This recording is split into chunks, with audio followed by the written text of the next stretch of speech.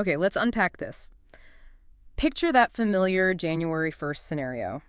You're all fired up, convinced this is the year you finally get fit. You hit the gym for a week, maybe two, feeling great, and then, well, life happens, right? Suddenly your gym bag is gathering dust, those goals feel miles away.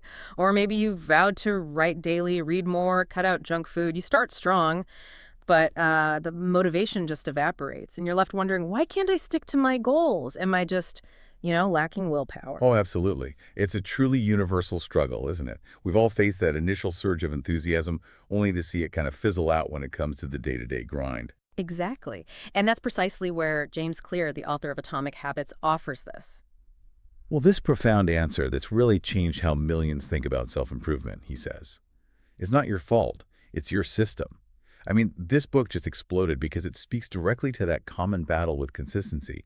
Claire teaches us that lasting success isn't about these huge dramatic changes, but about tiny, almost invisible improvements repeated over and over. He talks about getting 1% better every day.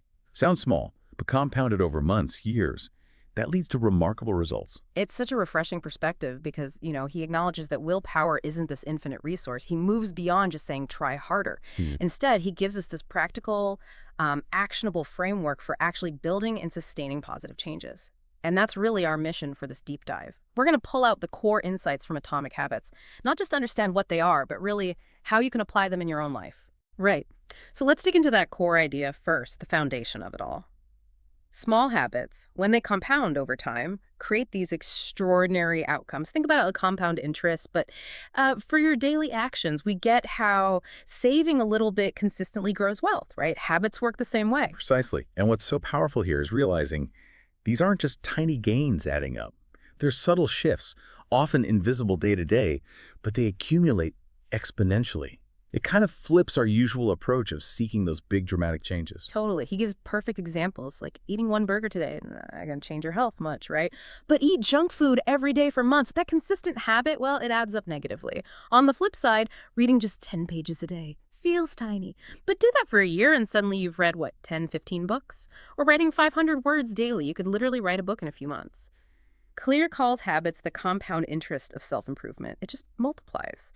And the beauty of it is it removes all that pressure. You don't need this massive life overhaul overnight. Just focus on small, consistent actions. And this is where Clear drops one of his most potent ideas, really a game changer.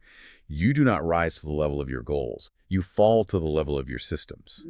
We tend to obsess over goals, lose 20 pounds, get that promotion, read the book. But goals, he argues, are just the results. The systems, those are the processes, the habits underneath that actually get you there. So he says, shift your focus, forget staring at the goal. Put your energy into designing better systems, better habits. That's where the real power is. That makes so much sense, the why behind systems. But the big question, the one Clear answers so well, is how?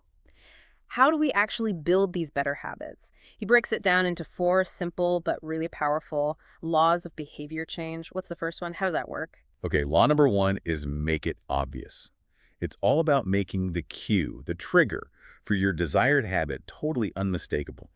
Like you said, laying out your gym clothes the night before, right there, next to your bed. The cue is staring you in the face. Or he talks about habit stacking, linking a new habit to one you already do. Like, after I pour my morning coffee existing habit, I will meditate for 1 minute new habit. The coffee becomes the obvious trigger. Okay. Connecting it to something automatic. That's smart.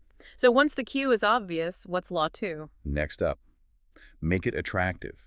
You got to find a way to make the habit appealing, something you actually want to do, or at least don't dread. A cool technique he suggests is temptation bundling. You pair something you want to do with something you need to do. For example, you only let yourself watch your favorite Netflix show while you're on the exercise bike. Suddenly the workout feels, more attractive because it's linked to that immediate reward. It leverages your desires. That's clever. Bundling the chore with a treat, basically. Okay, so obvious, attractive. Then comes making it easy, right? Reducing the effort. Exactly. Law 3, make it easy. This is all about friction reduction. Simple stuff, want to eat healthier? Chop up veggies on Sunday, put them in clear containers right at eye level in the fridge, making the easy snack to grab. Want to read more before bed? Put the book literally on your pillow. It reduces the steps, the mental energy needed to just start. Make the good habit the path of least resistance. Obvious, attractive, easy. Makes sense. So what's the final piece? How do we make sure these actually stick long term? The fourth and final law, make it satisfying. Our brains love immediate rewards, so you need to feel good, ideally right away, after doing the habit. This could be tracking your workout in an app and seeing that streak grow, or simply putting a big check mark on a habit tracker calendar. That little hit of dopamine, that sense of accomplishment, reinforces the behavior, tells your brain, hey, that was good, let's do it again. Mm. And what's fascinating is how these laws are built on, actual brain science, not just willpower. Think about your own routines. Where could you maybe tweak things using one of these laws this week? That framework is incredibly practical. But okay, here's where, for me, it gets really interesting. Clear talks about identity-based habits. This idea that our habits don't just get us results, they actually shape who we are. What's the difference between, say, just wanting to lose weight versus actually becoming a healthy person? Yeah, this is such a deep insight. Focusing on identity is way more powerful for lasting change than just outcomes. Clear lays it out. Outcome goals are like, I want to lose 10 pounds. Process goals are, I'll go to the gym 3 times a week. But identity goals, that's, I want to become the kind of person who doesn't miss workouts. See the shift. When you start to change your self-perception, when you genuinely believe I am a reader or I am an athlete, your actions start to align naturally. Each small habit becomes like a vote for that identity, reinforcing the belief. It creates this powerful feedback loop, and this ties directly into another huge point Claire makes, the power of environment. This raises a big question, right? How much control do we even have if our surroundings shape us so much? He argues convincingly, I think, that our physical and social settings subtly, or sometimes not so subtly, nudge our behavior constantly. Think about it. Cluttered desk, harder to focus, right? Healthy snacks visible on the counter, you're more likely to grab them. Phone always buzzing next to you. Distraction city. He gives tons of relatable examples of how designing your environment is like having a superpower. Move the tempting stuff out of sight. Make the good choice the easy default choice. It's about setting up your world so good habits feel almost effortless. Okay, so we have the blueprint for building good habits. What about the flip side, breaking the bad ones? That often feels like the harder battle. How does Clear suggest we use these same ideas to dismantle those habits we want to get rid of? It's basically just reversing the 4 laws. It works surprisingly well.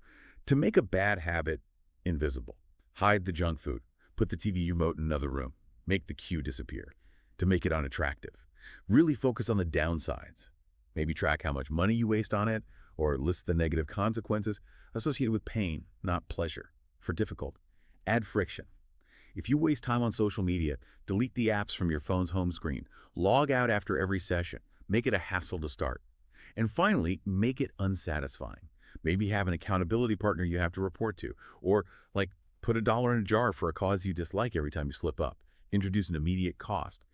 And another thing that makes the book so strong is that Clear backs all this up with really compelling stories.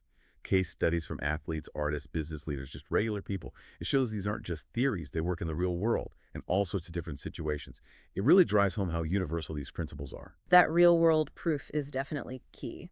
Okay, so stepping back for a moment, if we were giving this book a quick review, what are its main strengths? What makes it stand out? Oh, its biggest strength is definitely how incredibly practical it is. It's not just theory, it's an actionable roadmap. Anyone can pick it up and start applying things immediately. Yeah. Plus, it's grounded in actual science, psychology, neuroscience, and the writing style is just very clear, very direct, easy to read. Now, weaknesses. Some might find parts a little repetitive.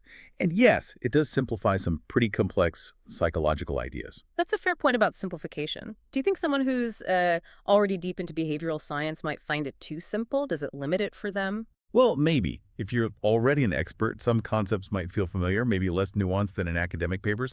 But honestly, for the vast majority of people, that accessibility is the superpower.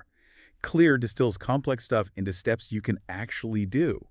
That's the whole point, right? Making it digestible and usable for a really broad audience aiming for self-improvement. I see that as a feature, not really a bug. So yeah, my final verdict, if you struggle with consistency, building good habits, breaking bad ones, whatever your goal of this book is, I'd say essential. But the key thing is, don't just read it. You got to apply it. It's really a blueprint for action. Wow, what a fantastic deep dive into atomic habits. It really does feel less like just a book and more like a blueprint for continuous improvement. It's such a powerful reminder that those small, consistent atomic actions are truly the bedrock of remarkable results down the line. Thanks so much for joining us to explore this. My pleasure entirely. And for you, listening right now, here's maybe a final thought to chew on. Pick just one habit, One thing you want to build or break this week. Now, instead of gritting your teeth and relying purely on willpower, ask yourself, how can I re-engineer my system around this? How can I make the good habit obvious, attractive, easy, and satisfying? Or make the bad one invisible, unattractive, difficult, and unsatisfying. Give it a try starting today. You might find the transformation is more atomic, more fundamental and powerful than you think.